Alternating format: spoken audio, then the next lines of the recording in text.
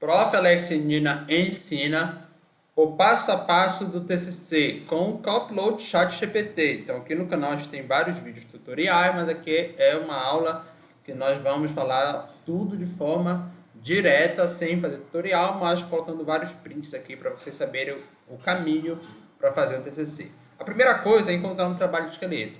Tá? Essa é a forma mais fácil de você começar um TCC. Não é a única forma, mas é a forma mais fácil. Então, recomendo para todo mundo que está no início da sua jornada acadêmica.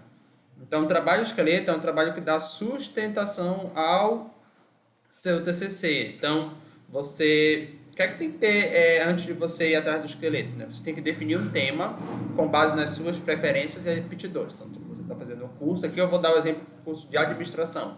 Dentro da administração, nós temos várias disciplinas. Tem marketing, tem ali produção, tem sustentabilidade, tem gestão de pessoas. Então, você vai ver aquela que mais lhe agradou e vai escolher esse tema, tá?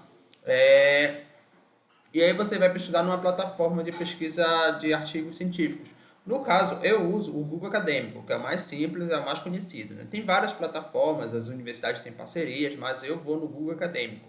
Aí você vai pesquisar lá no Google Acadêmico o tema, por exemplo, gestão de pessoas, marketing, no município. Vai deixar assim, não vai dizer qual é o município, vai deixar só isso. Ou pode ser no estado.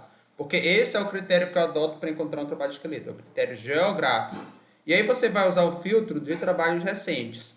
Tá? Então, quanto mais recente for o seu trabalho de esqueleto, melhor. Então, está aqui o Google Acadêmico, eu coloquei o tema sustentabilidade na gestão pública no município. Então, claro, você pode pegar a disciplina e melhorar um pouco o tempo. Então, sustentabilidade na gestão pública. No caso aqui é para o curso de administração pública, tá? No município. E aqui eu marquei o filtro desde 2022. Apareceram esses dois trabalhos aqui logo de início. Qual o problema desses dois trabalhos? Gestão municipal de sólidos e propósitos de indicadores de sustentabilidade. É um trabalho genérico. Por quê? O trabalho de esqueleto, com critério geográfico, é um trabalho que alguém aplicou em algum município e você vai aplicar no seu município onde você mora, onde você quer aplicar. Ou pode ser no estado, em algum estado você vai aplicar no seu estado, ou mesmo num país e você vai aplicar, no caso, no Brasil. Então, aqui não está falando de um município específico e nem aqui também, ó, se vocês lerem o título. E aí eu encontrei esses dois outros artigos. Ó. Uso de indicadores de sustentabilidade para avaliação gestão de resíduos sólidos urbanos no município de Santa Maria Jetibá, Espírito Santo. Ou seja, eu estou morando aqui em Piranhas, em Alagoas. Então, se os caras fizeram esse trabalho para lá para Jetibá, no Espírito Santo, por que eu não pego essa mesma metodologia e aplico aqui em Piranhas? Então, tenho que pegar essa metodologia desse trabalho e adaptar, no caso, para o contexto de Piranhas. Vocês já perceberam que o trabalho de esqueleto ele vai se basear na metodologia. A metodologia é o coração do trabalho científico. E aqui também eu trabalho sobre ICMS, no caso, em municípios do Paraná. Então, são dois candidatos fortíssimos a trabalho de esqueleto. Então, tem que ser sempre um trabalho bem específico, que eu possa replicar em outra localidade. Aí vocês já perceberam aquilo que eu falei lá no início. Não é a única forma de você fazer o trabalho no TCC, mas é a forma mais fácil. E aí eu vou identificar qual foi a metodologia. Eu vou ler o resumo e o tópico da metodologia. Uma vez que eu encontrei, e o tópico da metodologia, perdão, esses trabalhos, eu não preciso ler todo ele de imediato. Eu vou ler o resumo e talvez ali a metodologia. Às vezes o resumo já é suficiente para eu ver se serve ou não como esqueleto. Tem que ser uma metodologia que eu entenda, que eu consiga replicar e coletar dados. Então, não adianta o trabalho parecer muito bom, mas eu não entender nem por onde vai a metodologia. Ou, às vezes, o aluno quer procurar entender a metodologia. Não, você já está no nível mais avançado do curso. Vai ter como você entender ali a metodologia de trabalho mais simples. Tá? Não procure o complexo quando você tem o simples que possa resolver. E, de preferência, essa metodologia é delimitada em etapas. A gente vai ensinar daqui a pouco por que tem que ser delimitada em etapas. Mas eu já vou adiantar para vocês que não é fácil encontrar um trabalho em português em que a metodologia esteja certinha. Etapa 1, etapa 2, etapa 3, etapa 4. Infelizmente, o brasileiro ainda não tem esse hábito de fazer o que seria uma metodologia, na minha visão, ideal. Aí eu abri esse trabalho, tá? O primeiro do ICMS ecológico, e ali lá no resumo tem o trecho que fala sobre metodologia. Ó. Nesse sentido, realizou-se uma pesquisa documental no período de 2022, dezembro de 2022 a julho de 2023. nos setores responsáveis pela manutenção de fatores de conservação do município. Realizou-se também o levantamento de valores que o município recebe anualmente proveniente do ICMS ecológico. Então, foi só um município, apesar daqui do título tá municípios, só foi um. Pesquisa documental é você analisar documentos que tenham lá, que existam lá nos órgãos públicos. Então, se, por exemplo, aqui em Piranhas tivesse documentos, eu consigo replicar isso aqui. Mas, aqui, ó, o município tem que ter ICMS ecológico. Ele fez no município que tinha um ICMS ecológico. Eu não sei se aqui tem, ou se é algum outro município daqui de Alagoas. Então, se não tiver no município que eu quero aplicar, significa que esse trabalho não serve como esqueleto.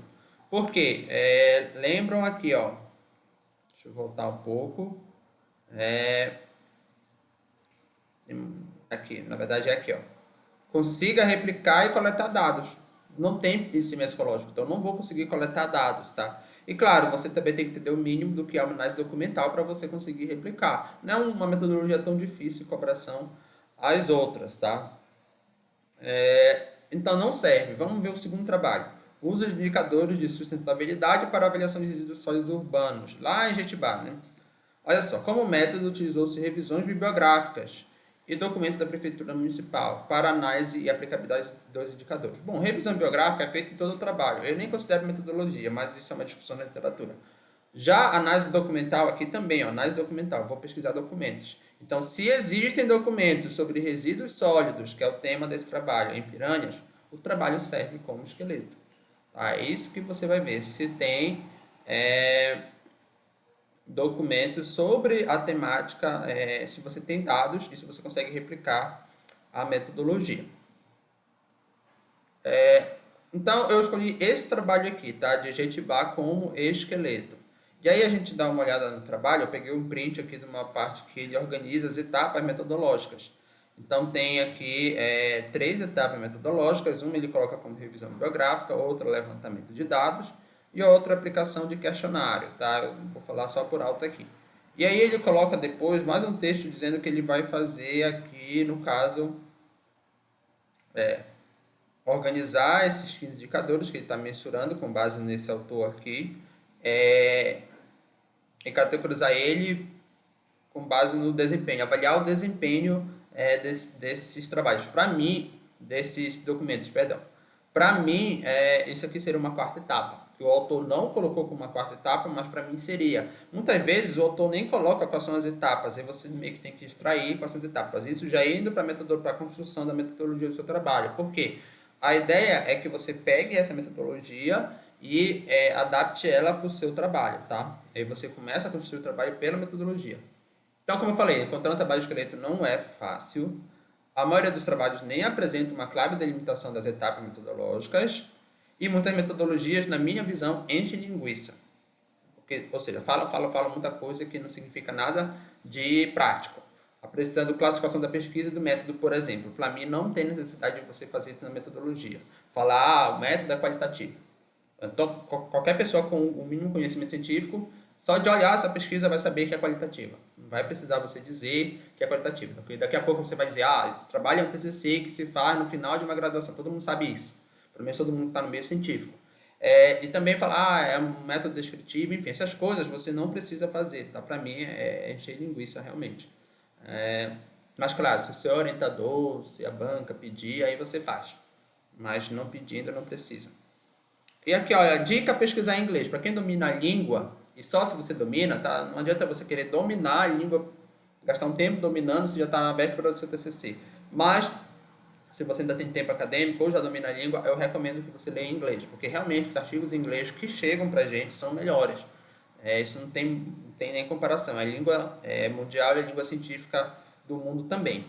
Então, eu usei no meu primeiro TCC aqui, ó, que eu falei sobre orçamento público no estado do Pará, eu me baseei num trabalho internacional. Nessa época eu ainda nem usava o critério geográfico, mas esse trabalho ele foi feito em Bangladesh. Eu peguei a metodologia lá que o Benson e o Clay fizeram e apliquei no estado do Pará para a questão do desempenho orçamentário. Aqui na minha dissertação também, ó, eu falei sobre PIB e dos municípios e os impactos de desastres naturais. E aí foi um trabalho que foi feito Aqui foi para municípios da Amazônia. Aqui, o ProCrime, ele fez, aplicou essa metodologia para os países do mundo, então, a nível global. Eu peguei uma metodologia que ele aplicou a nível global e adaptei para nível regional aqui. Então, eu sempre usei essa tática de ter um trabalho de esqueleto. É isso que eu recomendo para vocês aqui. Na minha tese de doutorado não foi um trabalho de esqueleto apenas, mas foram vários trabalhos. Mas percebam, eu já tinha passado pela primeira graduação, pelo mestrado, pela segunda graduação, então eu já estava mais experiente academicamente para poder criar uma metodologia, entre aspas, nova, né? Algo novo.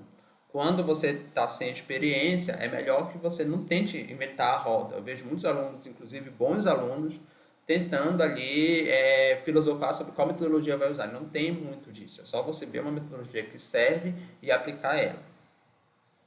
Vamos falar da ordem de escrita, né? Porque o TCC, pessoal, ou qualquer trabalho, ele tem uma ordem específica, né? Introdução, referencial teórico, metodologia, resultados e considerações finais. Só que você não escreve o trabalho nessa ordem. O que eu recomendo é que você escreva nessa ordem aqui. Primeiro a metodologia, depois o referencial teórico e depois a introdução. Aí vem resultados, tem feedbacks constantes, que é meio que uma nova etapa. Depois que você faz os resultados, você tem que voltar para reescrever a metodologia, voltar para reescrever a introdução, inclusive o referencial teórico, e depois considerações finais. Então, a ordem de escrita ela não é a mesma ordem do trabalho em si, tá? E aqui já falando o que o pessoal mais me pede, né? Como é que é o ChatGPT? Como é a inteligência artificial nesse novo mundo aí do TC? Não tão novo, porque veio no início do ano passado, 2023, e por uma questão de avanço tecnológico, já faz um tempo que está rodando, as pessoas já sabem que aí dá para usar ChatGPT para fazer um TCC. O problema é que as pessoas talvez não saibam o risco que isso pode proporcionar, e eu preciso dizer muito claro isso. Tá? As pessoas às vezes confundem, pensam que agora não vai ter mais trabalho porque tem inteligência artificial, e não é assim. Tá? Quando era na década de 90, o que acontecia? No início dos anos 2000, as pessoas pediam trabalho para os alunos fazerem, os alunos pesquisavam no Google e entregavam o trabalho. Às vezes faziam Ctrl+C, Ctrl+V, ou seja, copiava e colava o texto, era entregue, os professores não tinham ferramentas ainda para identificar que o trabalho foi feito no Google. Embora se viesse vários trabalhos iguais, o professor desconfiava, ou ele mesmo podia pesquisar lá no Google. Mas, se o aluno pegasse, por exemplo, um arquivo, uma página que esteja distante da pesquisa do ranking do Google, não era identificado pelo professor. Ou mesmo fazer um TCC. Eu vi, já pesquisa de consultoria, eu vi muitos TCCs, o pessoal veio comigo para formatar, mas eu vi que estava totalmente copiado e colado de outro TCC de outro local. Então, isso era o plágio tradicional, tá? Tem gente que não acredita que existe um tipo de plágio, mas existem vários tipos de plágio, tá? Esse aqui é o plágio tradicional, você copiar e colar, por exemplo, do Google. E eu ensino aqui em vídeos daqui do canal como é que você tira esse plágio. Tem várias formas. A forma mais rápida é paráfrase, pegando lá as palavras e modificando, colocando sinônimos, mas não é a melhor forma, mas é a mais fácil. E eu ensino como detectar um plágio. Por quê? Isso no início dos anos 2000, já em 2010, os professores foram conhecendo programas de detecção de plágio, como Copper Spider, entre outros. Então, hoje, qualquer professor que vai receber o TCC vai jogar aí no Copper Spider para identificar o plágio tradicional e ele vai ser identificado. O que aconteceu, pessoal? Muitas pessoas que fizeram o TCC lá na década de 90, 2010, antes de ter o Copper Spider, ou antes de ser difundido, passaram o TCC, defenderam, depois seguiram a vida acadêmica e a vida profissional. E aí, depois de muitos anos, foi se descobrir plágio nesses trabalhos.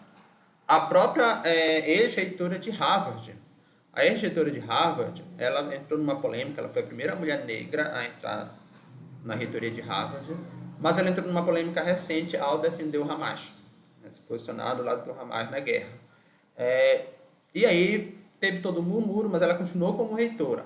Aí o pessoal que é contra foi investigar a vida acadêmica dela. Ela tinha mais de 20 anos de pesquisa, só 16 trabalhos publicados, e desses, mais da metade eram plágio.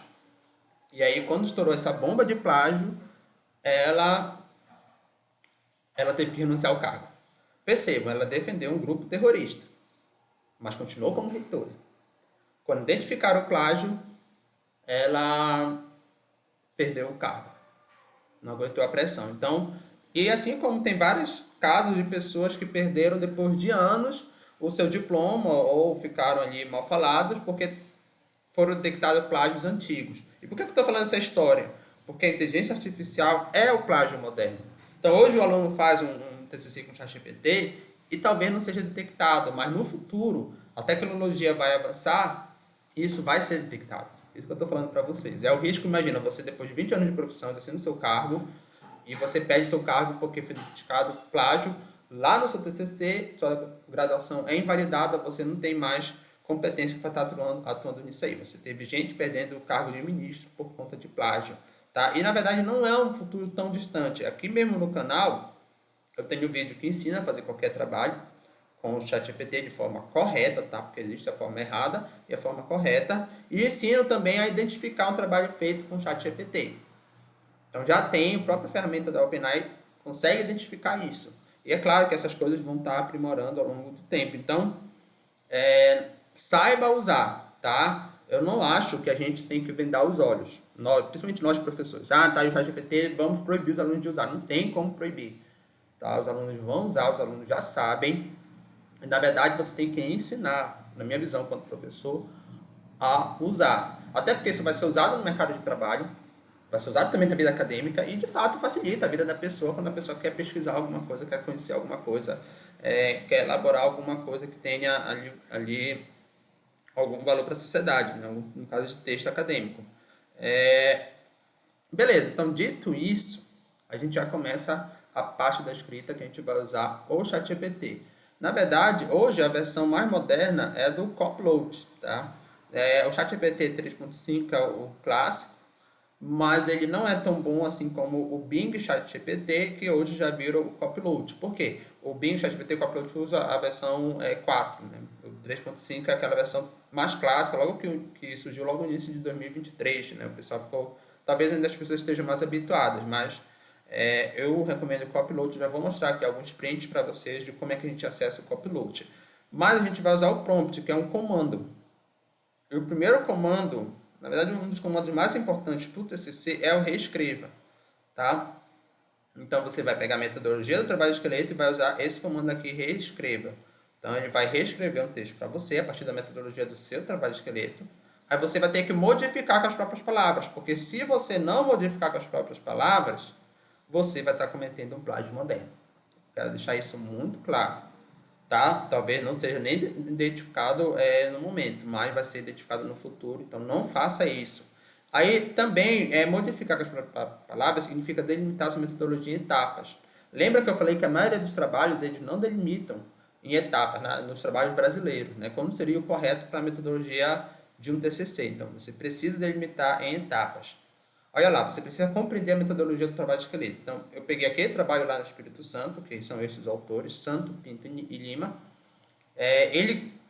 A metodologia dele tem três subtópicos. A caracterização da área de estudo.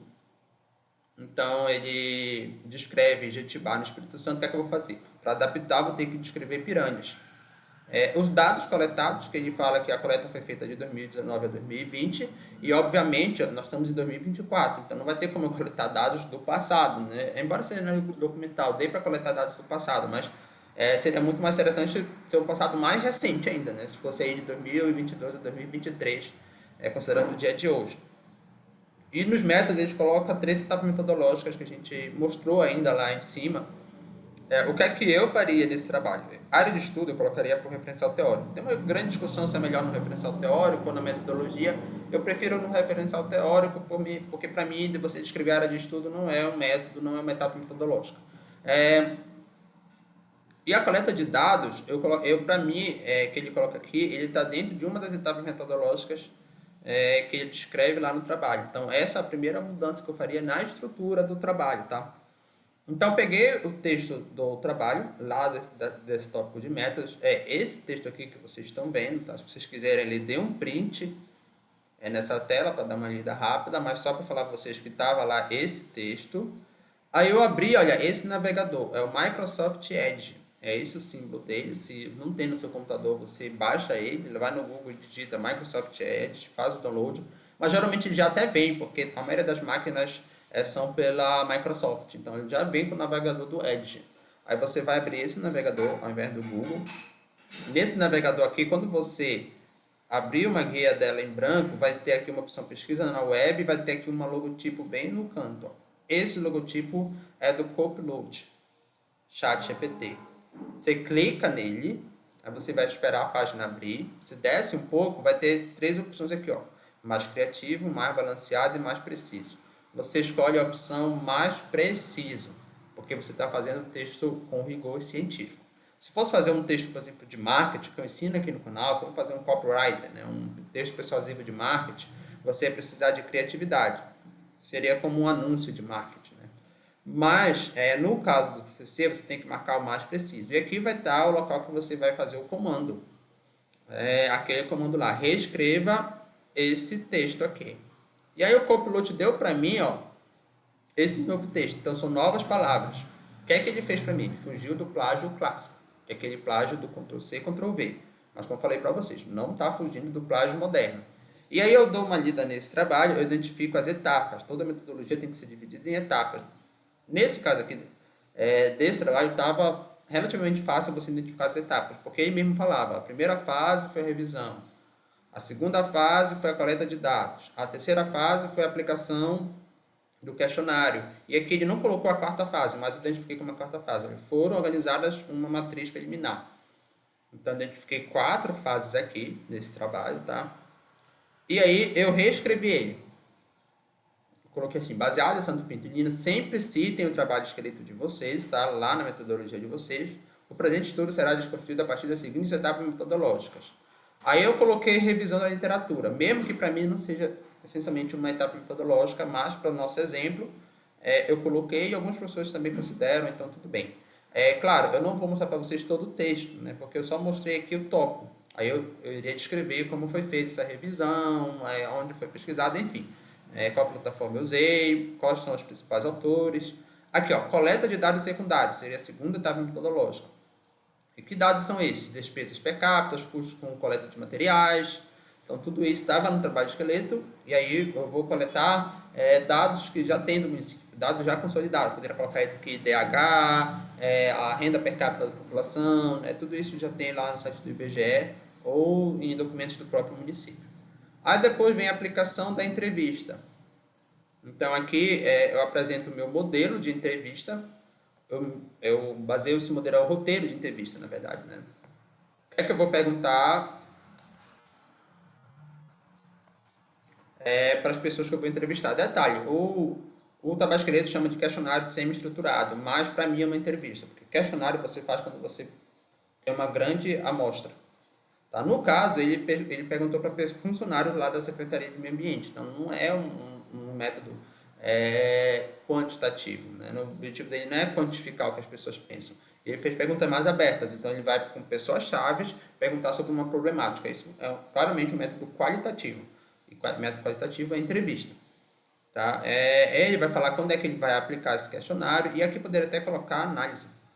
Tá?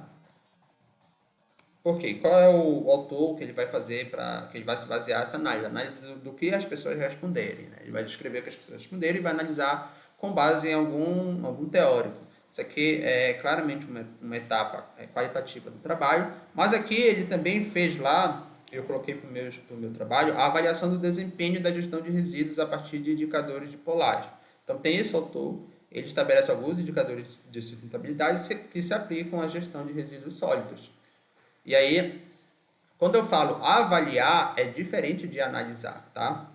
Avaliar é atribuir nota. Então, nós, professores, quando fazemos uma prova, tá? A gente atribui nota para o aluno.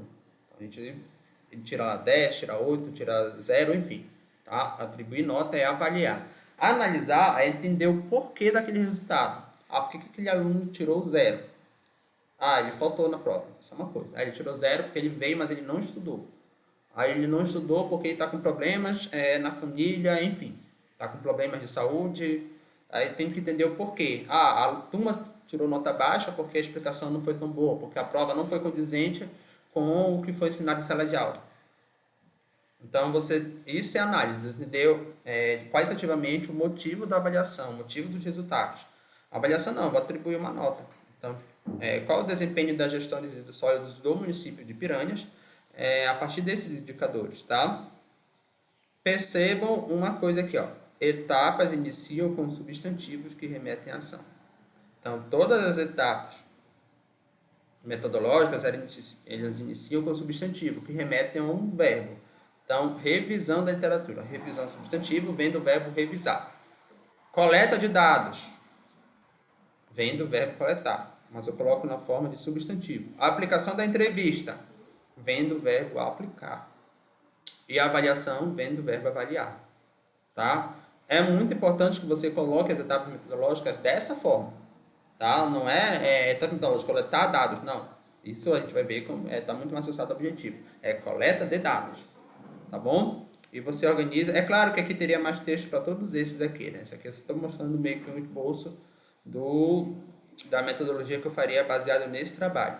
Aí outra coisa, pessoal, é o seguinte. Esse verbo aqui, ó, ele está no futuro. Os verbos da metodologia vão estar no futuro quando você está fazendo um pré-projeto, que na maioria dos cursos é o TCC1. O pré-projeto ele vai até a metodologia, você ainda não fez a pesquisa, você está dizendo o que você vai fazer, qual é a sua proposta de pesquisa. Como você ainda vai fazer a pesquisa, os verbos ficam no futuro. Será feita uma entrevista, será feita uma análise, será feita uma avaliação. Quando o projeto já está pronto, e a gente está falando de TCC2 em muitos cursos, os verbos ficam no passado. Então, eu já fiz a entrevista. Então, foi feita uma entrevista. Aí você vai pegar o pré-projeto e vai modificar ele. Lembra que eu falei que a escrita não é linear? Com certeza você tem que voltar para a metodologia. A metodologia do pré-projeto não vai ser a metodologia do TCC na versão final. Pelo menos os verbos vão ter que mudar, vão ter que sair do futuro e ir pro passado. Referencial teórico. Então, tem que definir no mínimo 3 temas para subtópicos do referencial. No caso do trabalho que eu estou fazendo, né, que eu usei para mostrar para vocês, eu escolhi 5. Então, eu peguei o tema geral, era indicadores e gestão de resíduos sólidos, era o tema do trabalho de esqueleto, e eu coloquei aqui como 5 subtemas. Um, indicadores de sustentabilidade, um, gestão de resíduos sólidos no Brasil, aqui é no mundo, tá? No mundo. Outra, gestão de resíduos sólidos no Brasil, outra, a Lei 12.305, e outro, município de Piranhas, Alagoas, que é aquela parte lá da metodologia, que era a área de estudo, e eu joguei para cá.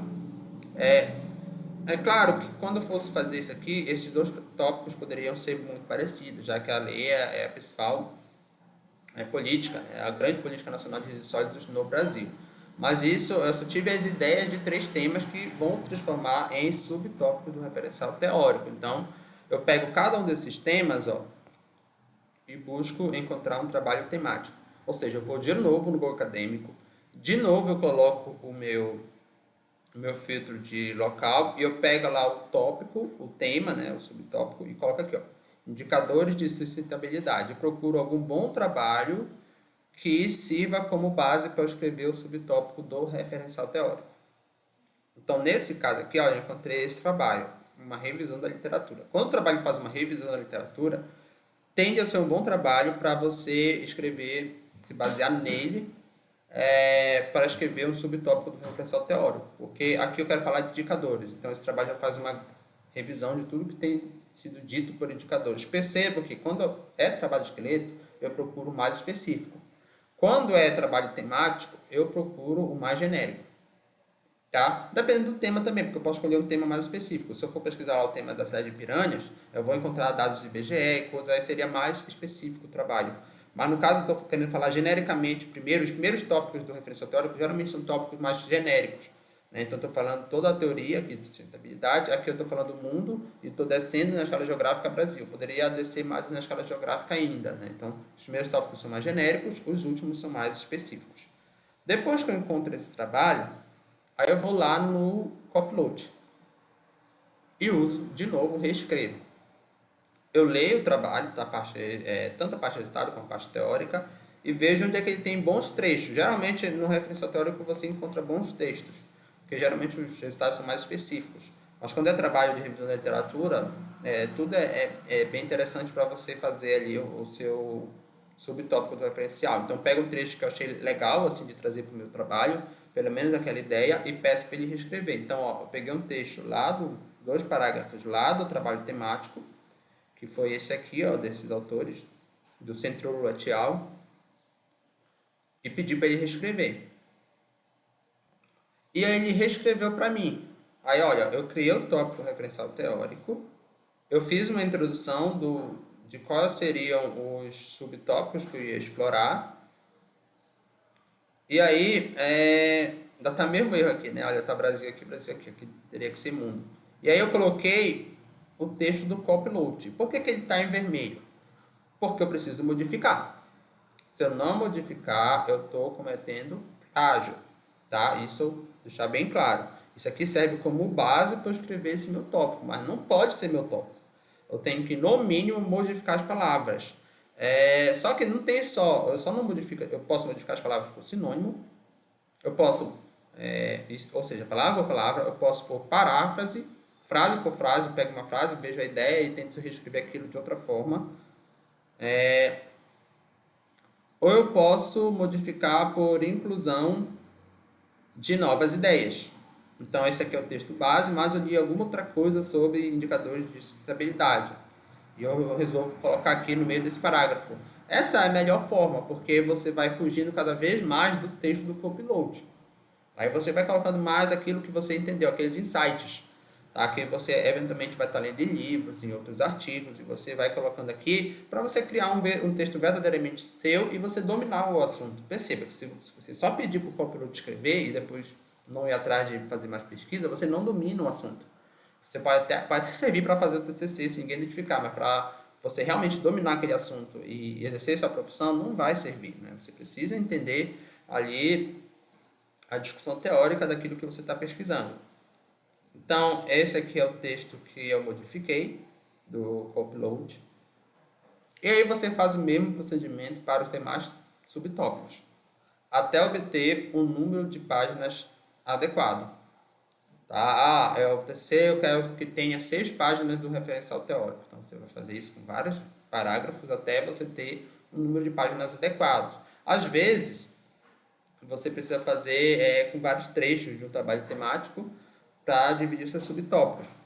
Lembrando que você não vai poder pegar o trabalho temático todo, porque o máximo que o copyload consegue colocar lá naquele comando são 4.000 palavras. Então, você vai ter que pegar trechos por trechos de 4.000 palavras no máximo, tá? Aí, claro, você vai ter que ler e citar os autores citados pelo trabalho esqueleto. Então, aqui, olha, por exemplo, deixa eu pegar. Tem esses autores aqui, United Nations e o Casa Tchau. Ele citou. Eu vou ter que depois ir atrás desses trabalhos se eu quiser manter no meu trabalho, porque é aquela premissa, você não pode citar algo que você não leu. Mesmo que eu saiba que isso aconteça na prática, não é bom. Não é bom porque a banca pode perguntar. Vá que quem está na sua banca leu esse Casa Tchau, ou seja, o próprio. E ele faz uma pergunta específica desse trabalho.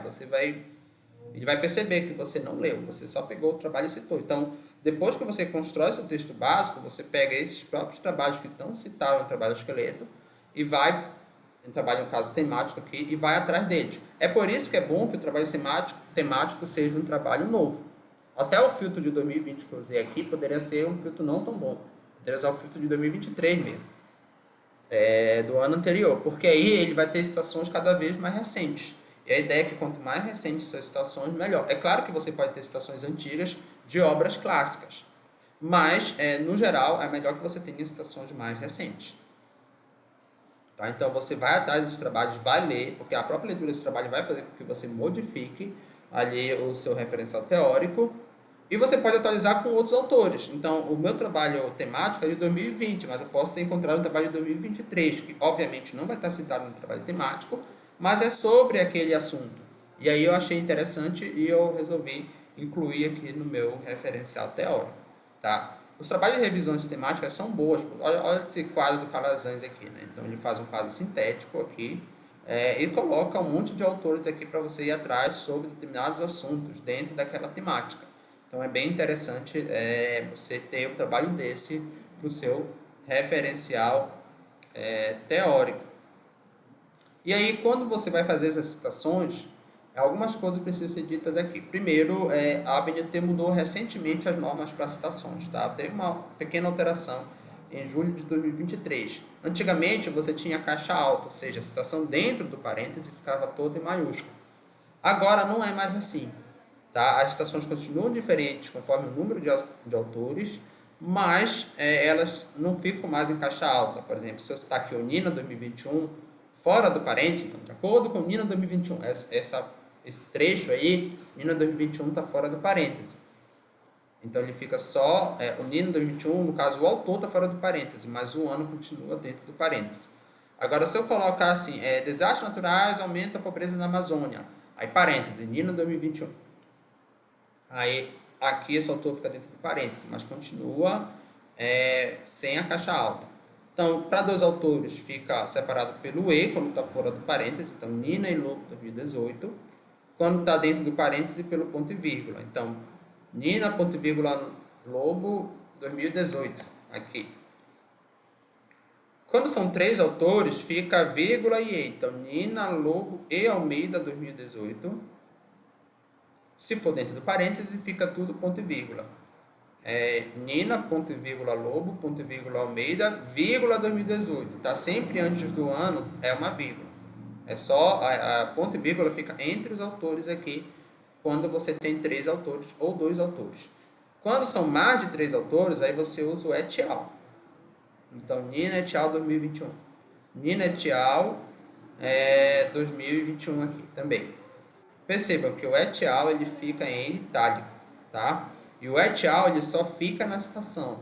Lá nas referências, não fica et al. A citação, que é o texto propriamente dito, e a referência que fica lá no final do texto, onde estão a lista de todas as obras que foram citadas. E sobre citação direta e indireta também, né? Porque você vai pegar os autores do seu trabalho temático e algumas citações vão ser diretas. Se o copiloto mudar as palavras, ele vai transformar em citação indireta, porque citação indireta é quando você pega um trecho da palavra de autor e modifica as palavras. E direta é quando você traz as palavras que o autor disse, tá? Mas, eventualmente, principalmente quando você está discutindo um autor, você quer mostrar ali os trechos dele, para depois dissertar sobre o que ele falou. E é interessante usar citações diretas. Por exemplo, estou fazendo estudo sobre o liberalismo clássico, que eu estou pegando a obra clássica, que é do Adam Smith, A Riqueza das Nações. Então, Adam Smith, posso colocar no meu artigo assim, de acordo com Adam Smith, aí 2 pontos. Aí eu pego as palavras que ele escreveu lá em 1778. Não é da benevolência do açougueiro, do cervejeiro ou do padeiro que esperamos o nosso jantar, mas da consideração que eles têm pelos próprios interesses. Então, Smith, 1778, página 36. Quando eu faço citação direta, eu preciso colocar o número de página. Tá? Citação direta grande, nós vamos ver daqui a pouco, né, em outro momento da aula, porque isso aqui é citação com menos de 3 linhas. Se a gente colocar no Word ali, vai ser menos de 3 linhas.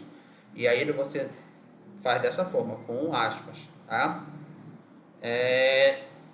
Agora eu posso pegar esse mesmo trecho e escrever assim, ó, os vendedores não oferecem os produtos porque querem o bem do consumidor, mas para beneficiar a si próprios. Percebam que essa mesma ideia escrita com outras palavras. Então essa ideia é baseada no Smith, 1678. Por isso que eu cito ele aqui. Tá? Uma citação indireta. Não são as palavras dele, mas é a ideia dele. A ideia que está lá na obra do Adam Smith. E aí eu não preciso colocar entre aspas, porque as palavras, nesse caso, são minhas. Então, essa aqui é a citação direta e essa aqui é a citação indireta. O que eu recomendo é que no referencial teórico você tenha citações em todos os parágrafos. Pelo menos nos bons trabalhos de literatura internacional é assim, porque tudo que você fala tem que estar embasado. Não quer dizer que você está copiando dos outros autores. Já vi essa interpretação. Se tem muita citação, significa que não tem nada que é seu. E não precisa ter nada que é seu no referencial teórico. No referencial teórico você está discutindo a literatura. O que você vai fazer, a análise, é nos resultados. Não é no referencial teórico. Por isso que o correto é ter citações em todos os parágrafos. Vocês acham que no Brasil isso é feito? Obviamente não. A maioria dos trabalhos que eu li, brasileiros, eles não fazem citações em todos os parágrafos, na contramão do que é feito lá fora, né? Do que é feito pelas revistas bem conceituadas. Vocês sabem que o Brasil ele tem um grande número de publicações científicas, é um dos países que mais publica. Mas, em termos de fator de impacto, em termos de qualidade de publicação, o Brasil está muito baixo, mas muito baixo mesmo. A gente percebe isso com coisas básicas quando a gente lê a literatura nacional. É claro que tem muita coisa boa, mas ainda tem muito a melhorar em todos os níveis. E um deles é entender isso aí, né?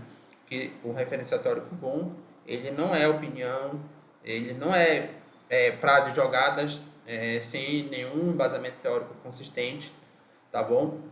E claro, quanto melhor sua base teórica, melhor. Porque se eu pego um trabalho ruim e começo a citar, pelo menos eu estou fazendo citação, mas se o trabalho é ruim, em termos de metodologia, em termos de impacto científico, significa que eu não estou sendo bem sustentado no meu referencial teórico. Então é bom eu trazer obras clássicas, artigos de impacto, porque aí eu consigo fazer um referencial teórico que está muito mais bem embasado, muito melhor embasado, né? Por isso que eu recomendo a literatura internacional quando você domina a língua inglesa. Introdução. Nesse tópico, nós vamos fazer parte por parte, porque ele é dividido em vários parágrafos, cada parágrafo é uma parte. Então, a primeira coisa que você vai fazer é apresentar o tema. Na sua introdução, uma boa introdução de TCC começa apresentando o tema. Então, você vai usar o prompt lá no Copilot ChatGPT. É o seguinte, escreva um parágrafo com 3 linhas de apresentação da temática, aí você vai colocar o seu tema. No caso aqui desse trabalho, nós estamos fazendo o tema da gestão de resíduos sólidos.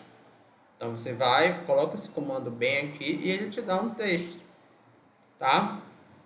Essa é a primeira parte, começa a introdução aí. Aí depois, vem os parágrafos teóricos. E como é feito esse parágrafo teórico?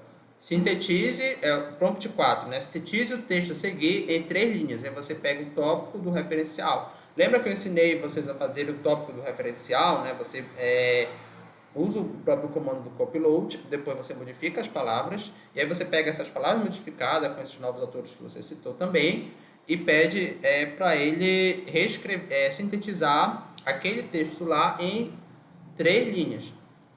Porque 3 linhas no Copilot dá mais ou menos 5 no Word. Então, aí depois você modifica as palavras sempre, tá? Do texto que ele te der. Assim também como tem que modificar as palavras da apresentação. E você vai fazer isso para... você vai citar o trabalho temático. Lembra que você tem um trabalho temático. Ele vai te dar uma síntese lá daquele tópico. E você cita esse trabalho temático. E no máximo 3 parágrafos. São 3 parágrafos teóricos. Então a gente começa com a introdução com um parágrafo de apresentação. Depois até 3 parágrafos teóricos que você vai fazer uma síntese da discussão da revisão bibliográfica que você fez. E se eu tiver mais de 3 tópicos lá no meu referencial teórico, você vai escolher os mais relevantes. Tá? Você escolhe os mais relevantes. E aí está o nosso exemplo. Então, introdução, esse primeiro parágrafo que eu apresento o tema, tá? E aqui no segundo parágrafo, é o parágrafo que eu me baseei lá no tópico de indicadores, que é lá do Centrulo et al. Então, peguei aquele tópico, pedi uma síntese lá no ChatGPT e ele sintetizou para mim em 3 linhas, no caso deu 5 aqui no Word. E eu coloquei aqui depois de modificar as palavras também. E aqui eu faço uma síntese para o subtópico 2 do referencial teórico e outra síntese para o subtópico 3. Então, já começo aqui minha introdução dessa forma. Aí depois vem a justificativa. Todo trabalho tem que ter justificativa. Eu gosto de colocar a justificativa junto com a introdução, mas alguns professores preferem que seja num subtópico separado. Tudo bem. Aí eu uso o quarto prompt. Escreva em 3 linhas o porquê do tema ser relevante para a região, para a região local que você está estudando. E depois eu vou fazer adaptações. Então, olha só, no meu comando, escreva em 3 linhas o porquê do tema gestão de resíduos sólidos ser relevante para a cidade de Piranhas. E ele me deu aqui uma resposta. Inclusive, ele colocou aqui o turismo, bem interessante, porque é uma cidade turística. Então, a inteligência artificial sabe disso e puxou para o lado do turismo. E aí, olha o que é que eu faço. O trabalho se justifica pelo fato de a gestão de resíduos sólidos ser relevante para Piranhas. Esse aqui é o texto do Copilot. Aí, claro, eu preciso modificar esse texto aqui, sempre, tá? Essa altura, vocês já sabem que quando o Copilot dá um texto para você, vocês precisam modificar. Eu vou também melhorar o texto com citações, tá? Lembra que eu tenho um tópico lá que é sobre piranhas, então eu vou colocar algumas citações desse tópico que está lá no referencial teórico aqui. Eu não recomendo vocês colocarem uma citação somente na introdução. Geralmente o que está citado na introdução tem que estar lá no referencial teórico. Não faz sentido você citar um autor somente na introdução. É por isso que a introdução ela é escrita depois do referencial teórico. Então, na ordem de escrita, ela não tem nenhuma citação nova. E também conectar com os parágrafos anteriores, porque olha só, você construiu 3 parágrafos aqui, que é a síntese dos subtópicos. Depois você vem com a justificativa, mas você não pode dar uma quebra, entendeu? Esse parágrafo tem que terminar, por exemplo, falando de piranhas, porque aqui eu já estou trazendo piranhas para a minha justificativa. Então tem que conectar aí os parágrafos que eu estou fazendo com comandos diferentes. Depois, a quarta parte é os objetivos. E aqui a gente não vai usar o copyload. Eu não recomendo vocês tentarem usar copyload para fazer objetivos de pesquisa, tá? Porque você vai extrair das etapas metodológicas e do trabalho esqueleto. Mas como aqui você já definiu as etapas metodológicas, então vou colocar só da etapa metodológica que você já fez, tá? Lembra disso aqui. Essas são as minhas etapas metodológicas. Lembram que eu falei que elas começam com substantivo, revisão, coleta, aplicação.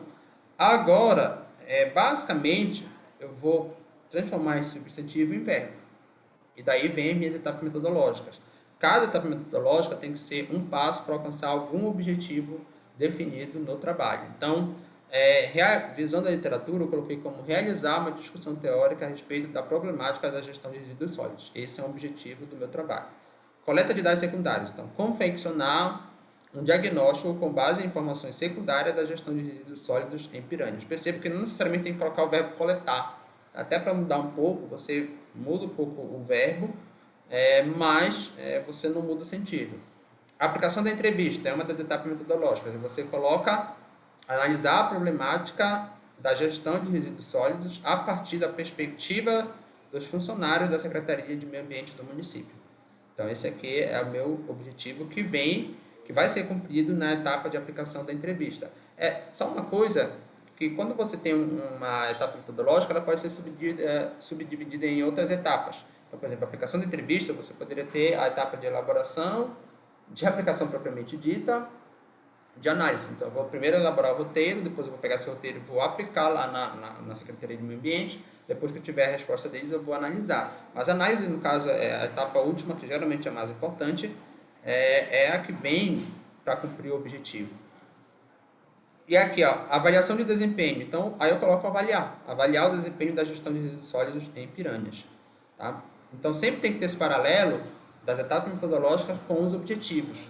Então, o número de etapas metodológicas tem que ser exatamente o número de objetivos que você vai ter. Só que tem um objetivo que ele é mais importante, que é o objetivo geral. Como é que eu defino o objetivo mais importante? É aquele que, de fato, é o mais relevante da pesquisa, que é o cerne, o coração da pesquisa. No caso dessa pesquisa, eu coloquei esse aqui como sendo o objetivo geral, tá? O objetivo de avaliar o desempenho, e os demais como sendo objetivos específicos. Não faz sentido, por exemplo, a coleta de dados ser o objetivo geral. O que talvez fizesse sentido é o objetivo geral fosse esse terceiro aqui. Porque aqui nós temos um método mais qualitativo e esse aqui mais quantitativo. Mas mesmo assim, eu coloquei a avaliação como objetivo geral, até porque ele é a última etapa metodológica. Geralmente a última etapa metodológica é a etapa do objetivo geral, mas nem sempre, tá? Nesse caso aqui eu vou colocar como sendo esse o objetivo geral e esses 3 aqui os objetivos específicos. Aí depois vem o problema ou hipótese de pesquisa. O problema, pessoal, é uma pergunta. É adequado para método qualitativo, de acordo com a orientação de Kurzweil que eu sigo, tá? Então, quando o meu método é qualitativo, eu uso o problema de pesquisa, que é uma pergunta sobre aquela temática que eu vou pesquisar, né? Sobre aquele objeto de pesquisa. Já a hipótese é uma afirmação e é aplicada para o método qualitativo. É uma afirmação que eu vou tentar confirmar ou refutar com meus dados, com minha análise quantitativa. Os programas ou os orientadores podem exigir um ou outro. Então, às vezes, pessoal, o seu trabalho é quantitativo, eu estou te recomendando a fazer uma hipótese de pesquisa, mas quando você pega os critérios de avaliação lá do TCC, do programa que você está, né, você tem lá problema de pesquisa. E aí você vai ter que colocar um problema de pesquisa, mesmo que não seja exatamente a orientação do Crosswell, até porque essa orientação não é consensual, cientificamente falando. Apesar de eu seguir, eu reconheço que existem pessoas que pensam diferente, tudo certo. Então, se tiver lá que você tem que ter um problema de pesquisa, você vai ter que colocar, mesmo que seu método seja quantitativo. Ou o contrário, se tiver lá que você tem que ter uma hipótese de pesquisa, mesmo que seu método seja qualitativo, você vai ter que colocar essa hipótese, tá? Ambos derivam do objetivo geral. Como é que eu construo um problema ou uma hipótese de pesquisa? Bom, já consegui fazer o objetivo geral, que veio lá de uma etapa metodológica. E aí eu pego esse objetivo geral e derivo dela essa hipótese ou problema de pesquisa. Lembrando, aqui, ó, meu objetivo geral é avaliar o desempenho da gestão. Isso aqui é um método quantitativo. Logo, é uma hipótese de pesquisa. Então, ó, minha hipótese de pesquisa. A gestão de resíduos sólidos do município de Piranhas possui um desempenho baixo. Professor, não poderia, a minha hipótese não seria que tem um desempenho alto? Aí, pessoal, tem que embasar na literatura. O que é que a literatura diz a respeito de gestão ambiental em municípios do interior do Brasil? Então, tem autores que digam que tende a ser baixo o desempenho, porque existe uma precariedade em inúmeros problemas que são típicos de municípios pequenos do interior do Brasil, como é o caso de Piranhas. Pode ser que aqui seja diferente? Pode ser. Se, mas essa hipótese eu sempre coloco a mais plausível. A mais plausível, de acordo com a literatura, é que o desempenho seja baixo. E essa hipótese ela tem que estar embasada numa literatura. Tá? Então, se realmente o desempenho for baixo, eu confirmo a hipótese alinhando com o que tem sido encontrado na literatura. Se o desempenho estiver alto, é como se uma surpresa boa, né? Aí essa hipótese ela é refutada e eu falo que a minha hipótese não está de acordo ali com o que se pensa de forma genérica sobre municípios pequenos no Brasil. Tá? Então, eu vou confirmar ou refutar essa hipótese. Já o problema, ele vem do método qualitativo.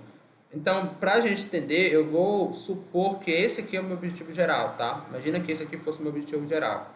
Analisar a problemática de gestão de resíduos sólidos. Então, analisar é método qualitativo. E aí, eu coloco o seguinte problema de pesquisa, né? Eu gosto de começar sempre com como. Como os funcionários da SEMA, Secretaria Municipal de Meio Ambiente, percebem a problemática da gestão de resíduos sólidos no município de Piranhas. Percebam que eu estou entrevistando ele e eu quero saber a percepção deles. Então, isso aqui é uma pergunta de pesquisa, é um problema de pesquisa que deriva aqui dessa etapa metodológica. Bom, é exatamente isso. Então, olha lá como ficou o nosso texto depois disso que eu ensinei para vocês. Então, eu coloquei o presente estudo tem como objetivo. Aí eu coloquei lá o objetivo geral. Já os objetivos específicos são, eu listei os 3 objetivos específicos aqui, tá? Aqui tinha que ter um 3, bem aqui, tá? Opa, dá para escrever. Aqui tem um 3. O trabalho será norteado pela seguinte hipótese de pesquisa. Então, já que o meu objetivo geral eu coloquei como quantitativo, eu escolhi a hipótese de pesquisa. E aí eu coloquei, ó, ainda a literatura reconhece inúmeras dificuldades de gestão. Então, o que está embasando essa hipótese de pesquisa? Né? Citei os autores aqui. É claro que no meu referencial teórico eu tenho que estar discutindo esses autores. Eles não podem estar só na introdução, tá? Os autores que falam sobre essa problemática aqui da gestão pública municipal no Brasil. Aí depois, para a gente continuar ainda a introdução. Para isso, será adotada a metodologia baseada nas seguintes etapas metodológicas. Então, eu escrevo isso aqui e eu cito as etapas. Ó.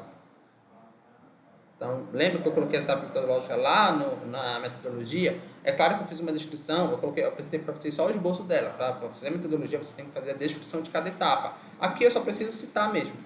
Tá? Qual é, de forma sucinta, quais são as etapas metodológicas. Se for a versão final, você coloca a síntese dos resultados.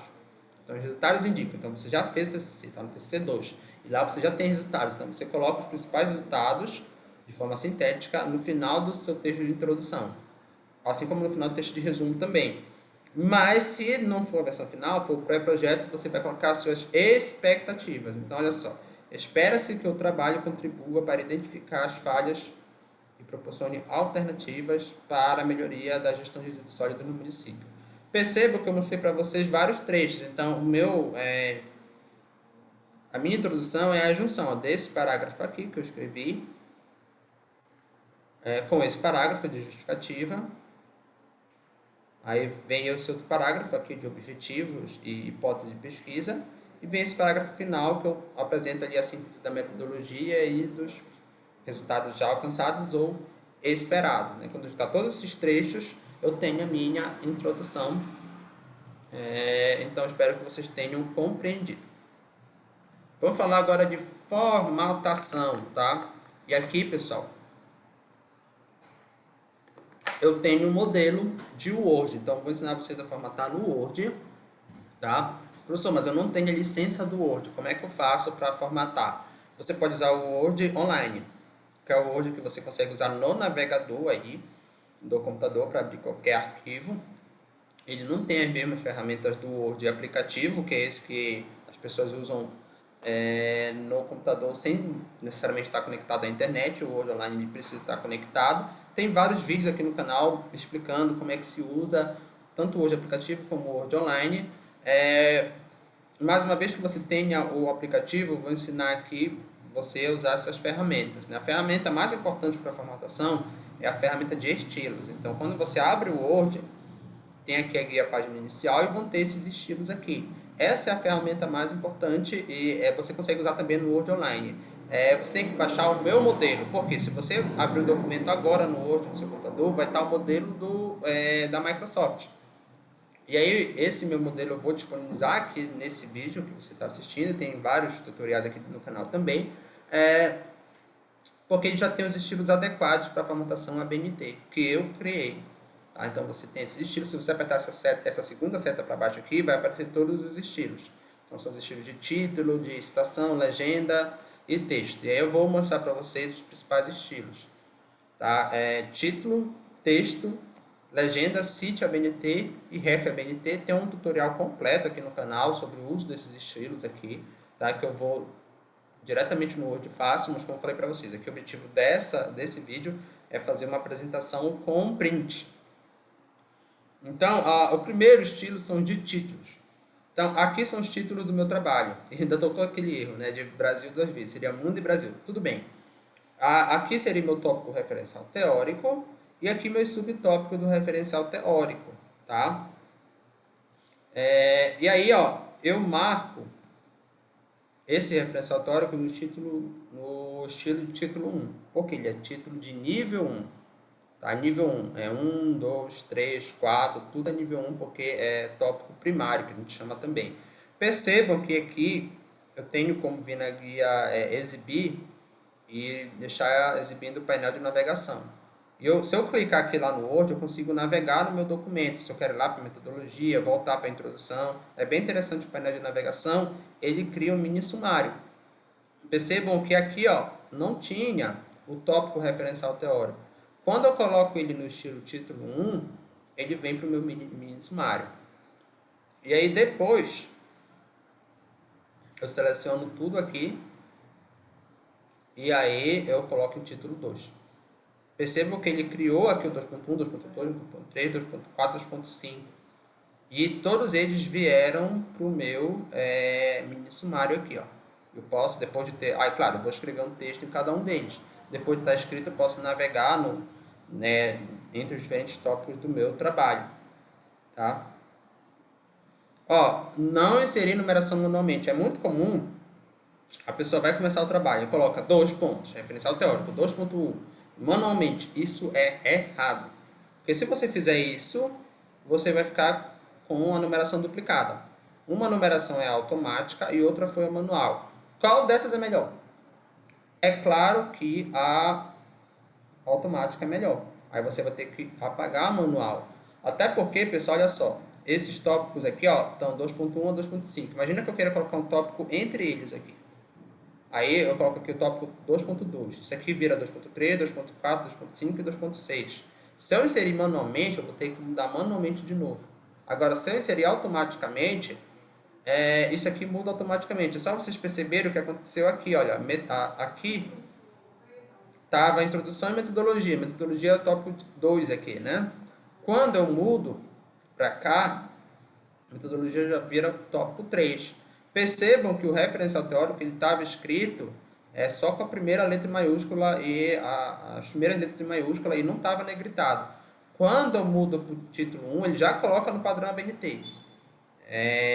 Tudo em maiúsculo e negrito. Embora aqui continue a formatação inicial, por isso que a introdução aqui ela tá maiúscula, porque inicialmente ela foi escrita em maiúscula, mas aqui ele já deixa na formatação ABNT. Ele só não transforma maiúsculo em minúsculo. Se você escreveu inicialmente maiúsculo, ele não volta para minúsculo, por exemplo, como é o correto para tópico de nível 3. Tá? Mas aí você vai ter que digitar novamente. Mas aqui ele já deixa no padrão ABNT, que é esse aqui, ó. Tópico de nível 1, maiúsculo negrito. Tópico de nível 2, só maiúsculo, caixa alta. Tópico de nível 3, só negrito. Tópico de nível 4, itálico. Então ele já está no padrão ABNT, você nem se preocupe em deixar o tópico no padrão da ABNT, porque o próprio Word já está configurado para isso. E como se não bastasse, você faz o sumário automático. Então se você baixar o meu modelo de TCC, vai ter lá um sumário, e ele vai estar só com introdução e referências. O que é que você vai fazer? Você vai clicar nele, porque ele vai estar de forma automática, e vem atualizar sumário. Quando você clicar, ele vai ficar dessa cor cinza, você vem atualizar sumário. E aí você vai atualizar o índice inteiro, vai ter duas opções lá, só o número de páginas ou só o índice inteiro. Você atualiza o índice inteiro, e aí vai todos os tópicos e subtópicos que você fez automaticamente vão para cá com o número de página correspondente. Então aqui está todo mundo na página 14 porque eu não escrevi nada, mas é claro, se eu escrever um monte de coisa aqui, as páginas vão mudar. E aqui, assim que eu atualizar o sumário, as páginas daqui também mudam. Então imagina uma tese de doutorado com 200 páginas, em que eu tenho que estar fazendo manualmente o sumário. E o doutorado, como eu falei para vocês, como qualquer trabalho científico, você não escreve de forma linear, você sempre tem feedbacks. Então, aquele tópico que estava lá na página 120 mudou para a página 130 porque eu coloquei um outro trecho de 10 páginas antes. E meu sumário já estava feito, eu vou ter que ir lá e mudar um por um. Quando você faz automaticamente, você não vai ter esse problema, porque o próprio Word vai estar fazendo para ti. Isso economiza muito, mas muito tempo. Porque aí você vai estar focado só mesmo no seu conteúdo, ao invés da formatação. Estilos de textos. Nós temos estilo texto, né? Aqui, ó, um texto que eu escrevi lá para o meu referencial teórico de indicadores de sustentabilidade.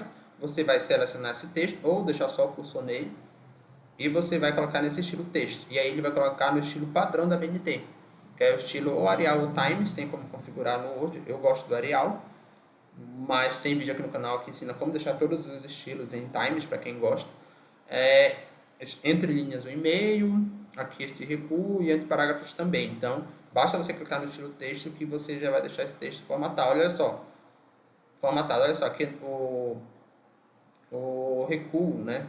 No caso, a margem está alinhada à esquerda, quando na verdade tinha que ser justificada, e o estilo já deixa justificado. Então, você não se preocupa em formatar manualmente o parágrafo. O próprio estilo já faz isso para você. O estilo legenda, quando tem uma figura, uma tabela, um gráfico, eu seleciono a legenda e a fonte, a própria figura e deixo no estilo legenda. Detalhe que o padrão OBNT é esse aqui, ó, é legenda aqui em cima e tem que ser autoexplicativa, tá? E fonte aqui embaixo. Essa aqui é uma imagem que eu fiz na minha tese de doutorado. Então você seleciona tudinho e deixa no estilo legenda. Tá? E é importante também que a figura ocupe todas as margens aqui do Word. Quando você habilita a régua aqui do Word, você tem que ir lá em exibir, habilitar a régua, ele mostra aqui quais são as margens. E a sua imagem ela tem que estar ocupando exatamente essas margens para otimizar a resolução da imagem e deixar mais visível para o leitor.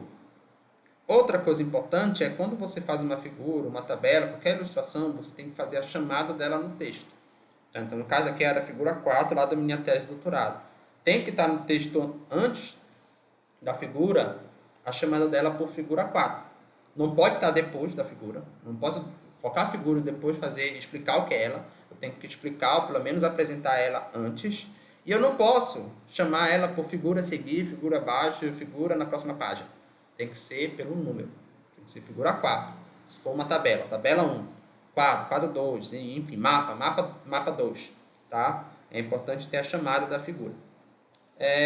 A quebra da figura também é importante, porque às vezes essa figura ela começa a ficar toda confusa no Word. E isso Acontece porque ela não está na quebra alinhada com o texto. Tá? Somente quando ela está alinhada com o texto é que ela consegue estar formatada como se fosse um parágrafo. Onde é que eu faço isso, professor? Quando você clica na figura, vai aparecer lá na guia do Word essa opção aqui, ó, formato de imagem. Aí você clica nela e vai ser quebra automática, você muda para alinhada com texto, tá? Essas outras aqui não são tão boas, eu sempre deixo alinhada com texto, tá? Isso aí raramente acontece esse problema, mas às vezes acontece, o aluno não sabe como é, porque, por exemplo, a figura fica por trás, você mexe aqui nos parágrafos, a figura vai lá para cima, fica tudo confuso, e muitas das vezes a causa do problema é esse aqui. A legenda tem que ser automática, deixa eu voltar aqui, ó. Estão vendo que está um pouco mais escuro esse 4? É porque isso é um indicativo que a legenda está automática. Significa, pessoal, que é errado colocar assim, manualmente, figura 4, 2 pontos. Aí eu coloco a descrição da legenda. Porque tem como fazer isso de forma automática. Então eu venho aqui, ó, inserir legenda. Aí vai aparecer logo a legenda de figura. Se for um quadro, tabela, vai ter como mudar o rótulo. Se for alguma coisa que não esteja aqui, por exemplo, um mapa, eu posso criar um novo rótulo aqui. E aí eu coloco figura 4, e aí o próprio Word vai dizer qual é o número da figura, porque conforme for adicionando assim, o Word vai dizer. Tem até como deixar automaticamente essas chamadas aqui, mas isso tinha muito problema no Word, e faz tempo que eu não uso, mas tem como deixar também automático essa chamada. Então, eu insiro aqui figura 4, aí depois eu digito a legenda. No caso aqui diferenciação de desastres entre clônicos e choques, parará, parará, parará, parará.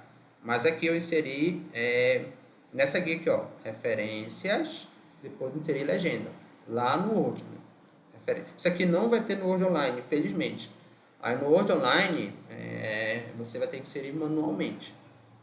Mas se você tiver acesso aí a algum computador, algum amigo, parente que tem o Word ou aplicativo, eu recomendo que você insira de forma automática. Afinal, tem um vídeo aqui no canal que ensina como você ter a licença do Word e junto com o OneDrive de forma bem barata.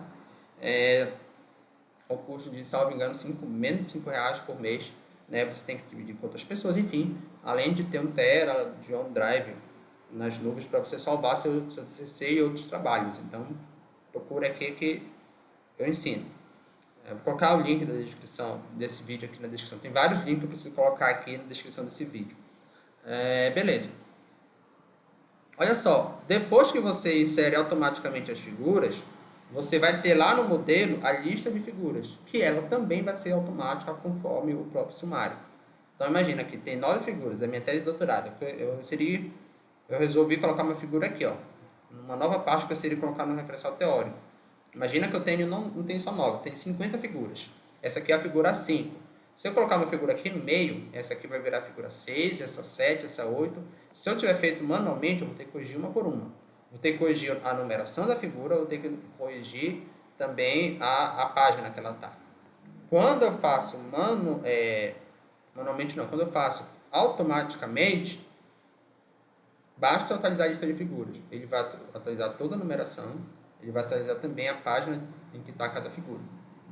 A lista de figura é obrigatória quando você tem mais de 10 figuras no trabalho. Se você tiver menos, é facultativo, mas é bem legal você colocar. Né? Mesmo eu só tenho 7 figuras, mas é legal, mostra uma assiduidade do seu TCC, porque você já colocou ali para o seu leitor onde estão as figuras, onde estão as tabelas, onde estão os quadros.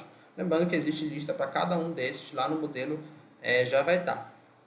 E falando em tabelas e quadros, olha só, são uma tabela e um quadro da minha tese de doutorado.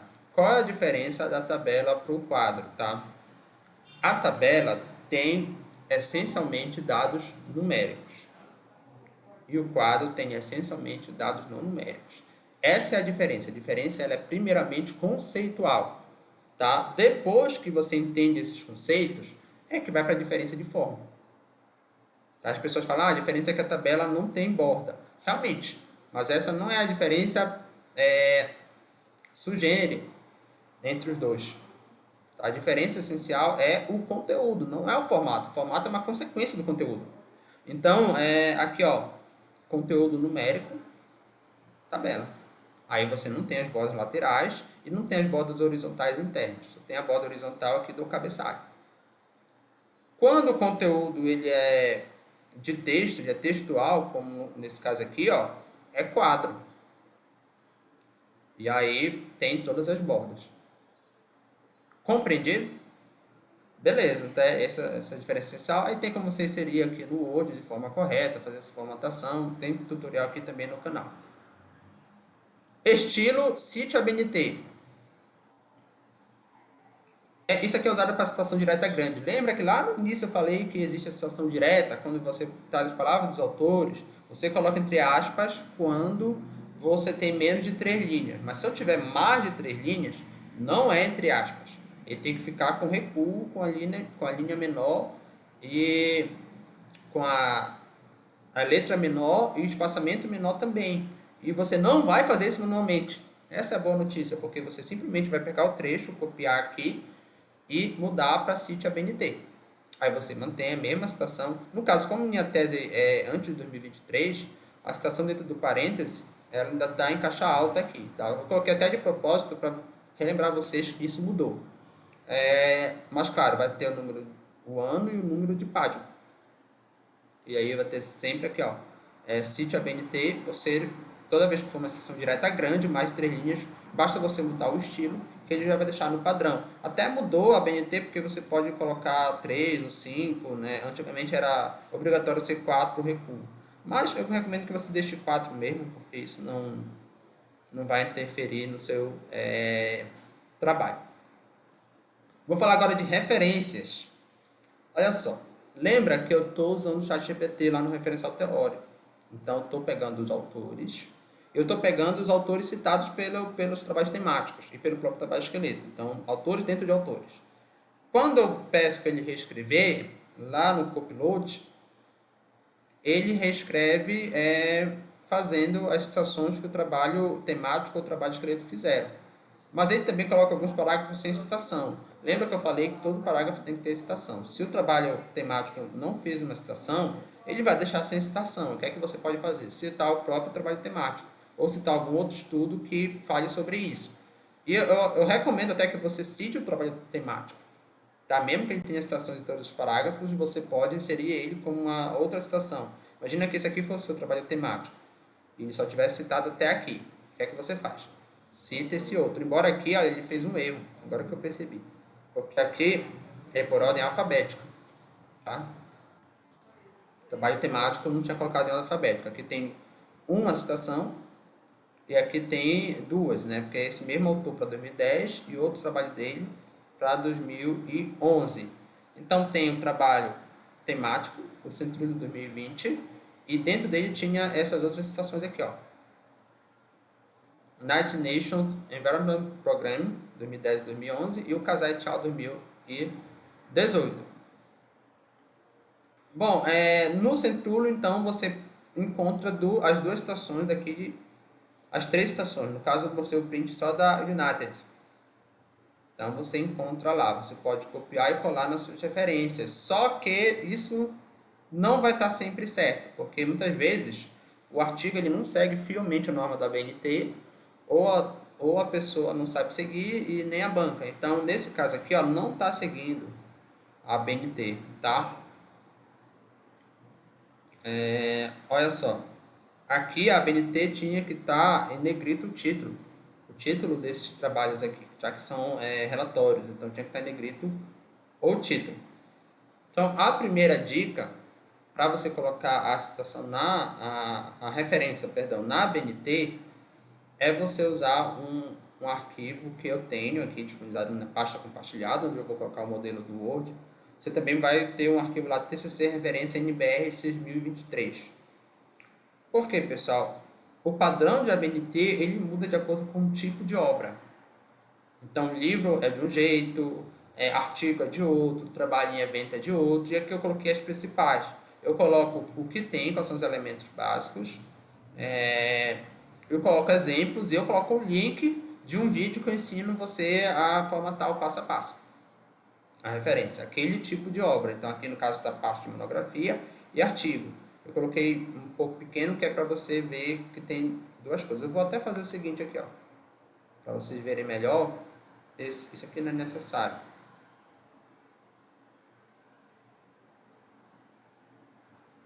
Melhorou um pouco a visualização. Aqui estão os tipos de trabalho que eu tenho, esse padrão aqui ABNT para você fazer, para você seguir, né? Isso é a primeira dica que você pode fazer dessa forma. Mas se não ficar muito claro, ó, tem a playlist também que eu vou disponibilizar aqui. A playlist eu ensino como usar a própria playlist no vídeo, como é que eu vou formatar a referência, como é que eu vou conferir citações, porque tudo que está citado tem que estar referenciado e vice-versa. Como é que eu faço isso no Word de forma bem simples. E aqui como é que eu formato cada tipo de fonte com um vídeo tutorial. Então pego lá um relatório técnico. Eu pego ele e digo, ó, aqui vocês identificam a edição, aqui é a editora, aqui é o título, aqui é o subtítulo se tiver, aqui é o ano, aqui é o número de página. Como é que você organiza isso na sua referência, né? Para você fazer ela de acordo com o padrão ABNT. Tem para cada tipo, é bem interessante. Uma terceira dica é usar o Google Acadêmico. Porque você pega, por exemplo, o título do trabalho que você está usando. Nesse caso, o título do trabalho é esse aqui, ó, indicadores de resíduos sólidos. Eu estou usando o meu trabalho temático do Centrulo. Eu peguei o título dele e joguei no Google Acadêmico. Eu já tinha localizado ele no Google Acadêmico antes, né, para escolher o trabalho temático. Quando você vai no Google Acadêmico, você tem essa opção aqui, citar. E aí, ele vai dar a citação dela de acordo com 3 normas. E a NBR é a norma brasileira. A APA é a norma americana. Eu posso fazer referência com o Copilot ou com o ChatGPT? Posso pedir para ele fazer referência. Mas, geralmente, ele faz em APA. Faz muito tempo que eu não vejo ele fazendo em ABNT. Então, ele faz em APA. Aí, APA não vai ser o padrão ABNT. Por exemplo, em APA, o ano vem antes. Vem logo depois dos autores. E os autores não estão em caixa alta. Em ABNT, o ano vem depois. Aqui no caso da revista. Então, eu não recomendo que você faça pelo Copilot, porque ele faz em APA, ele não faz em ABNT. Tá? Você pode até pedir para ele fazer as referências, mas você vai ter que modificar de APA para ABNT. Então, não vai mudar muita coisa. Tá? Então, o Google Acadêmico, o problema de usar o Google Acadêmico, ele parece ser mais simples, porque basta você clicar aqui, você já vai ter o padrão ABNT, mas ele erra muito. Tá? Nesse exemplo aqui, esse Centrulo et al, esse et al não tinha que estar mais aqui, já mudou o padrão ABNT. Tinha que estar todos os autores aqui, tá? Aqui eu não peguei o Centrulo, eu peguei aqui esse trabalho. Falei para vocês que não estava em ABNT, então o que é que eu fiz? Eu peguei esse título e joguei lá no Google Acadêmico e pedi para ele mostrar como seria a citação. E aí ele colocou dessa forma aqui, tá? E qual é o erro? Ele negritou a editora, quando ele deveria negritar o título. Alguém poderia dizer, isso aqui ele errou porque mudou recentemente a BNT, mas isso aqui já é uma norma muito antiga. Aqui o negrito tinha que estar no título e não era nem no subtítulo. Tá? Então não tinha que estar aqui. Por isso que você pode usar o Google Acadêmico, mas somente quando você conhece bem as normas. Eu uso muito mais o Google Acadêmico. Então, pega a citação do Google Acadêmico, só que quando eu vejo que ela errou, eu altero. Então, aqui, por exemplo, eu tiro o negrito daqui e coloco aqui. Mas porque eu já conheço as normas. Mas a pessoa que não conhece, ela não vai nem como saber se o Google acertou ou errou. É por isso que você só vai usar quando você conhece bem as normas. E a gente não aprende as normas tentando decorar. Eu vou decorar como faz a citação de um artigo, de um TCC, de uma tese, enfim. Não, a gente não decora, a gente aprende por osmose. Há pelo menos 15 anos eu faço isso. Então, por isso que eu já sei como se faz, eu trabalho com isso. Então, é por isso que eu posso usar o acadêmico, mas uma pessoa que não tem conhecimento sobre as normas da BNT, não é recomendável que ela use o Google Acadêmico, e sim, primeiro aprenda dessas outras formas que eu ensinei aqui, ó. Seja com a playlist, seja com o próprio documento, o arquivo que eu vou disponibilizar. Bom, depois que você faz isso com todas as referências que você citou, né, em todas as partes da referência teórica, da metodologia também, você vai ter uma lista de referências que eles vão estar na ABNT. Na verdade, é bom você usar o negrito, você ir logo colocando essas referências no estilo chamado Ref ABNT. Então, eu peguei, por exemplo, eu comecei a fazer já no estilo Ref ABNT. Por quê? Se você primeiro formatar e depois transformar no estilo Ref ABNT, ele pode tirar os negritos que você fez, que é uma parte essencial da formatação. Então, primeiro eu coloco as referências que eu for colocando lá no final do trabalho, à medida que eu for citando, nesse estilo Ref ABNT. Aí depois eu faço a formatação. Né? Eu vou negritar o que tem que ser negritado. E aí, esse título aqui, referência a BNT, essa referência então está no estilo Ref ABNT. O título em si, referência a BNT, tem que estar em estilo título 1. Só que ele tem um diferencial. Ele não é numerado. Em hipótese alguma, ele é numerado. Tá? Você tira o número, você coloca o cursor antes do R, aperta o backspace para tirar o número. Você tem que dar outro backspace para botar, para tirar o alinhamento daqui da régua. Porque ele tem que estar alinhado exatamente aqui, depois você dá um Ctrl Enter para centralizar. Você centraliza. Então ele é negrito, centralizado, mas ele é um tópico de nível 1. Embora não seja numerado e seja centralizado, diferente dos demais. Mas ele tem que estar lá no sumário, por isso que ele tem que ser feito dessa forma, no estilo título 1, mas depois manualmente mesmo alterar ele. Então você tem que fazer isso aqui, tirar a numeração e centralizar o título. Depois que você tem uma lista de trabalhos, né, de referências, você tem que selecionar todas elas. Olha só como estava aqui, ó. Tá United e Centro. Isso aqui está errado porque tem que estar em ordem alfabética. Mas imagina que tivesse lá 50 trabalhos e colocar um por um em ordem alfabética, dá muito trabalho. Você não precisa disso. Basta você selecionar isso aqui, aí você vem na guia de introdução e aqui nessa opção aqui, A a Z, e você marca por parágrafo. E ele já vai colocar em ordem alfabética aquele trecho que você selecionou. Resultados e discussões. Bom, pessoal, resultado de discussão é uma parte muito mais subjetiva do trabalho. Então, eu não acho que dê para usar o Copilot de forma adequada. E as dicas vão ser muito mais com o seu próprio orientador, porque até aqui você não fez nada de novo, né? Tem metodologia que é novo, então é por isso que é bem subjetivo. Você pode até usar a estrutura do trabalho acadêmico, por exemplo. Ele organizou os resultados dele dessa forma. Mas os resultados não vão ser iguais, os dados são diferentes. Né? E se você usar o mesmo dado do trabalho acadêmico, você está cometendo um plágio. Então, não tem muito o que eu falar para vocês sobre o resultado de discussão, porque vai ser cada caso específico. O que eu posso falar também é que você deve trazer os autores do referencial teórico para a discussão. Então, tudo que você citou lá no referencial teórico, ou pelo menos os principais autores, eles têm que estar nos resultados ali, via regra, tá? Resultados de discussões. Exceto algumas estruturas de trabalho, mas não vem ao caso falar. Mas você tem que trazer pelo menos alguns autores do referencial teórico para a discussão dos resultados. Porque senão não faz sentido você citar lá no referencial teórico. E as considerações finais, sim, a gente pode usar o Copilot ChatGPT. Acho que esse ponto está até errado o número dele, mas tudo bem. Como é que você vai fazer lá no Copilot? Escreva uma conclusão para o texto acima. Aí você pega o texto dos resultados de discussões. Aí você ele vai escrever uma conclusão, você nem coloca o número de linhas, porque ele vai entender que a conclusão é sintética. Tá? E a partir daquilo você vai construir seu texto. Aquilo não pode ser sua conclusão. Até porque tem uma diferença de conclusão para considerações finais. Então, em outro vídeo aqui eu explico melhor isso. Mas, basicamente, as considerações finais elas são menos incisivas. Elas deixam mais em aberto o trabalho, o que faz mais sentido hoje na ciência moderna. Só que o que é que você tem que fazer? Não é só o texto dele. Tá? Uma boa considerações finais, ela tem que retomar o problema, hipótese e pesquisa. Está lá na introdução. Eu tenho que voltar com esse problema, com essa hipótese, para dizer se a hipótese foi confirmada ou refutada, então eu volto. A hipótese foi essa. Os resultados confirmaram a hipótese. Os resultados refutaram a hipótese. Aí, ou voltar com o problema de pesquisa. A pergunta foi essa. Aí eu tenho que responder essa pergunta. Como é que os secretários percebem a questão do resíduo sólido em Piranhas? Aí você coloca lá, os secretários percebem que há um problema quanto à falta de recursos. Recursos financeiros e recursos humanos, por exemplo. Seria uma resposta a esse problema. Uma resposta direta, né? Sintética a esse problema. Lacunas e o caminho para os funcionários. Claro, todo trabalho tem lacunas e isso tem que estar apontado nas considerações finais.